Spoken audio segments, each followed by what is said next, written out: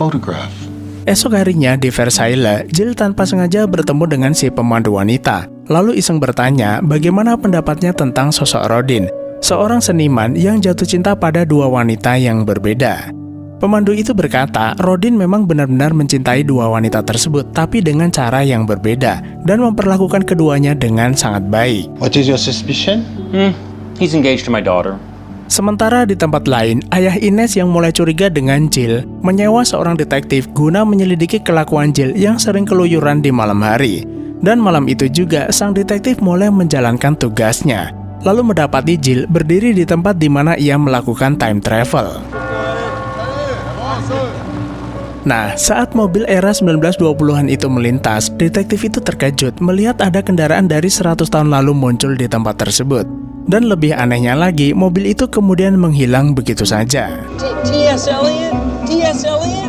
Lalu di dalam mobil tersebut, Jill bertemu dengan seorang penyair bernama T.S. Eliot, lalu memintanya mengantarnya ke rumah Nyonya Stein. You have a clear and lively voice. Don't be such a defeatist. Setibanya di sana, Nyonya Stein mengatakan dia sudah membaca keseluruhan novelnya, dan menurutnya ada beberapa bagian yang harus diperbaiki agar ceritanya lebih menarik.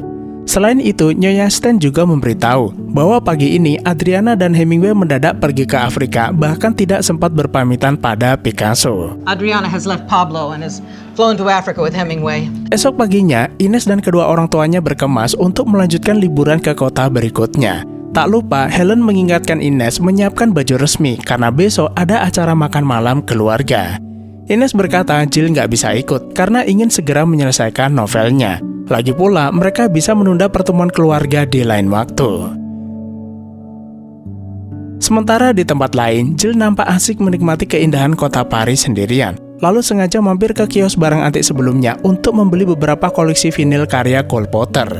Sesampainya di sana, Jill kembali bertemu dengan Gabriel. Saat mengetahui Jill ingin membeli lagu karya Cole Porter, gadis itu komentar Jill terlihat lebih muda dibanding selera musiknya. Jill merasa Cole Porter mirip dengannya. Meski berasal dari Amerika, dia banyak menulis lagu tentang Perancis. Gadis itu hanya tersenyum, lalu menyebut Jill sangat beruntung karena koleksi vinilnya sangat langka dan hanya tersisa satu. Lalu di kios buku bekas, Jill tanpa sengaja menemukan buku harian Adriana yang dia tulis sendiri.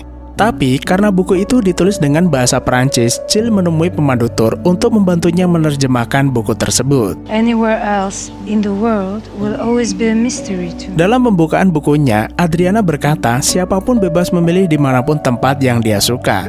Kemudian dilanjutkan dengan kisah kehidupannya, hingga bertemu seorang pria yang benar-benar dia cintai bernama Jill Pender. Pria itu memang bukan seorang seniman terkenal, tapi dia adalah sosok sederhana yang menurutnya bisa memahami seorang wanita.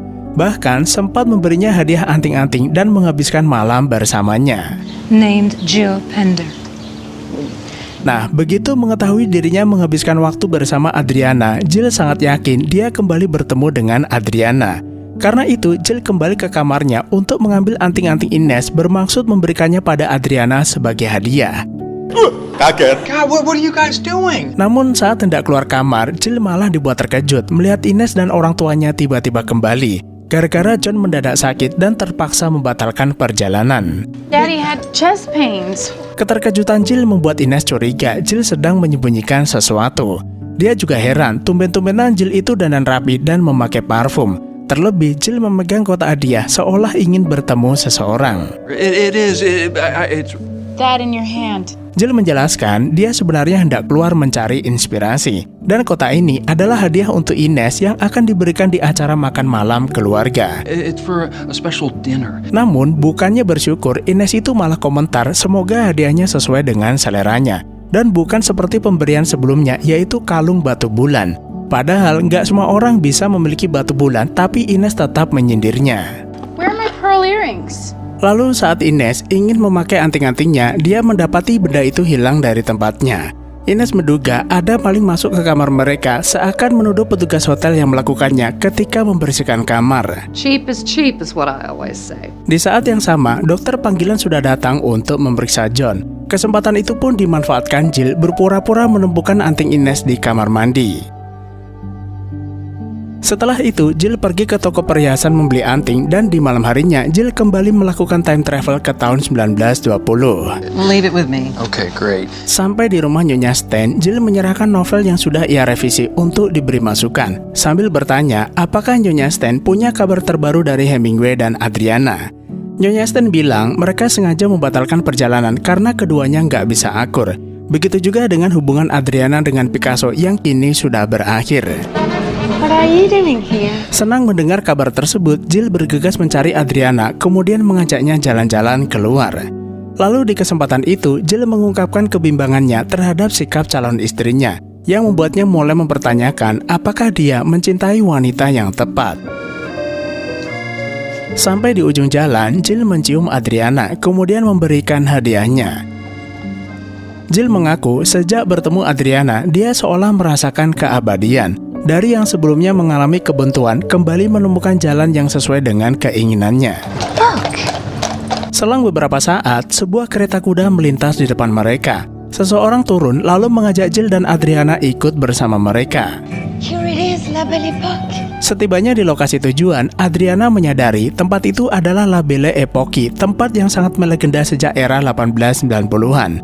Ditambah, Adriana selalu membayangkan dirinya bisa berada di masa kejayaan ini. Di tempat tersebut, keduanya berdansa sambil menduga-duga apakah yang mereka alami ini adalah mimpi atau beneran nyata. Namun Jill segera menyadari bahwa saat ini mereka berada di tahun 1890. Kereta kuda itu sama halnya dengan mobil yang menjemputnya, sama-sama membawanya ke masa lalu sesuai dengan kendaraan yang populer di era tersebut. Oh my God. Di sana, mereka tanpa sengaja melihat sosok pelukis terkenal era 1890-an bernama Henri de Toulouse. Adriana mengetahuinya karena Picasso sangat mengaguminya. Mereka lantas menghampiri pria tersebut dan di waktu yang sama, dua temannya yaitu Paul Gauguin dan Degas ikut bergabung. Monsieur Gauguin, Monsieur Degas. Keduanya adalah pelukis sekaligus pematung. Gauguin dikenal sebagai tokoh penting gerakan simbolisme sebagai pelukis. Sementara Degas adalah pelopor impresionisme, tapi dia lebih senang disebut sebagai realis. Cette génération est dépourvue de sens et manque d'imagination. Diketahui, Gauguin dan Degas baru saja berdiskusi bahwa generasi ini terlalu kosong dan miskin imajinasi. Mereka berandai-andai bagaimana rasanya hidup di era Renaissance. Era tersebut menandai peralihan ke modernisme dengan menjunjung humanisme, rasionalitas, dan seni. Banyak tokoh jenius lahir di era Renaissance, seperti Leonardo da Vinci, Michelangelo, bahkan Copernicus, yang mendorong kemajuan ilmu pengetahuan. Je comprends maintenant. Saat melihat Adriana mengenakan gaun yang gak biasa, Gauguin bertanya apa pekerjaannya. Adriana menjawab dia sedang belajar fashion. Gauguin lalu menawarinya pekerjaan, yaitu mendesain kostum balet pada seorang pengusaha bernama Richard. We're temporarily passing through.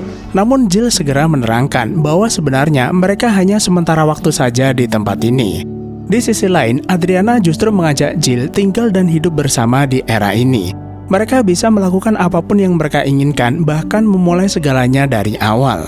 Let's never go back to the 20s. Jill kemudian mengaku dia sebenarnya lebih menyukai era awal abad 20-an, saat Pablo Picasso, Hemingway, dan para penulis novel favoritnya masih hidup. Jill juga berterus terang bahwa sebenarnya dia berasal dari tahun 2010. Dia sengaja datang dari masa depan ke tahun 1920 demi menemui dirinya, seperti halnya saat ini mereka terdampar di tahun 1890-an. It's the greatest, most beautiful era Paris has ever known.